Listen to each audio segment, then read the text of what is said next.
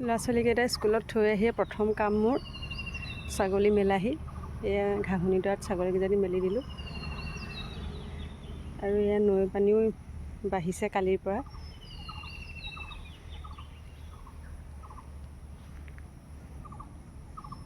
এইটো আমাৰ ঘৰটো, আৰু ইয়াতে ছাগলী চৰি থাকিব।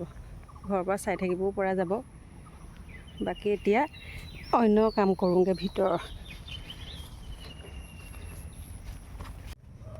এইফালে আমাৰ পিৰালিতে অমিতা এজোপা নতুনকৈ লাগিবলৈ আৰম্ভ কৰিছে। বান্দৰ আহিছে, বান্দৰে নেদেখিলে হয় আৰু খালি আৰু কেইদিনমানৰ পিছত খাবলৈ পাম আৰু। এইজোপা আকৌ কণ বিলাহী পিছত দিয়া ঘৰৰ পিৰালিতে হ'ল কাৰণে পানীয়ে বৰষুণে নষ্ট কৰিব পৰা নাই। দুটা এটাকে পকি আছে, খাই থাকিব পৰা হৈছে। যথেষ্টখিনি বিলাহী লাগি আছে। কণ বিলাহী খাই ভালো লাগে বাৰু।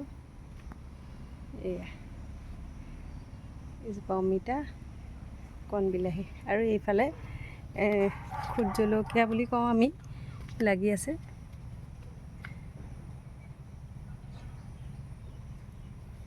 আৰু এজোপা অমিতা দেখুৱাম। এইজোপা কেলৈ এনেকুৱা হ'ল জানো, খালি ফুলবোৰহে বেছিকৈ লাগি আছে। এনেকৈ মতা অমিতা নে কি বুলি কৈছিলে, ফল নিদিয়ে হ'বলা। কি কৰিব পৰা যায় জানো এজোপা। কিছুমানে কৈছে পিছত লাগিব, কিছুমানে কৈছে একেবাৰেই নালাগে। বাৰু কি হয় দেখা যাওক। ডাইনিং টেবুলত সিহঁতি এজনীয়ে আজি টিফিনকে নিনিলে। খোৱা কাঁহীখনৰ সন্মুখতে টিফিনটো থৈ দিলোঁ। টিফিন সেয়া ভৰাবলৈ পাহৰিলোঁ। কি ছোৱালী। আজি ৰাতিপুৱাৰ ভিডিঅ' ইমানকণেই আছিলে। ভিডিঅ'টি শেষলৈকে চোৱাৰ কাৰণে সকলোলৈকে ধন্যবাদ থাকিল।